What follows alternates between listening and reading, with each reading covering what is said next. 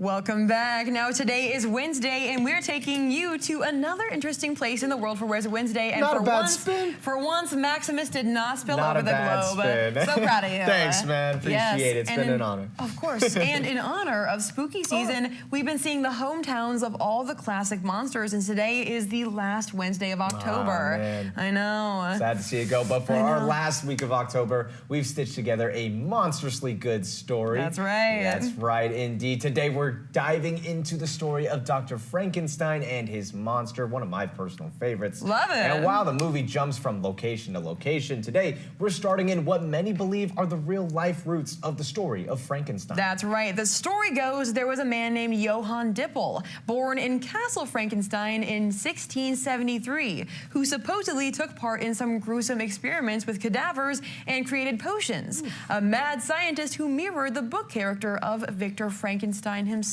Wow, you did your research, Oh, Emily. absolutely, I did. However, author Mary Shelley suggests that her mad scientist of the same name came from a dream. So join us as we bring the story to life at the locations in and outside of Shelley's novel. Now, the story of Victor Frankenstein, the fictional mad scientist who would later create the monster, starts in Geneva, Switzerland, actually. Shelley herself stayed at Lake Geneva while beginning to write the novel. That's right. Victor talks about Geneva very fondly. However, when his monster arrives, his paradise shifts. His hometown later becomes the scene for the climactic deaths at the monster's hand. Ooh, right there in his hometown. That's right. Unfortunate. And of course, we cannot forget the place where it all starts. Victor Frankenstein himself creates the monster at Ingolstadt in Germany. And he goes on to the University of Ingolstadt, influenced by his professors and his past in alchemy, to create his monster. Well, it's pretty out there. But if you want to lean out of the scary and into the historical, you can visit Frankenstein's castle yourself, just outside of Frankfurt, Germany. That's right. Lies a castle to explore, complete with views of the valley, dining on the patio, or head downstairs to the dinner theater for scary movie showings. The word dinner theater made me feel so poor. You know, I know, I'm like, I've never been to one of those. What the heck is that? But Maximus, there is a scarier option. That's right. If you want to enter a scary movie yourself, Frankenstein's Castle actually hosts the Berg Frankenstein Halloween party. It happens in late October and early November, so right now. Guests can expect to be chased down by all the classic monsters and really live out the film, which sounds terrifying. Maximus, we gotta go.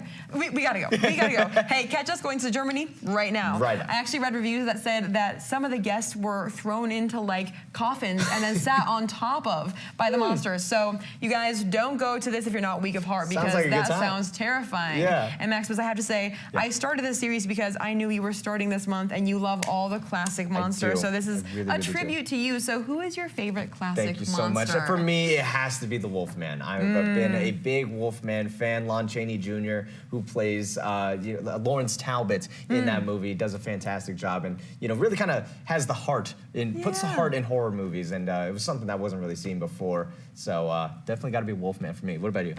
Ooh, I love the story of Frankenstein. I think in my research has been so fun learning more about it. Although otherwise, the Creature of the Black Lagoon, that one was a fun Gilman, that one's a really fun one. But I think I do have to watch more of them now that I've watched or read all of these.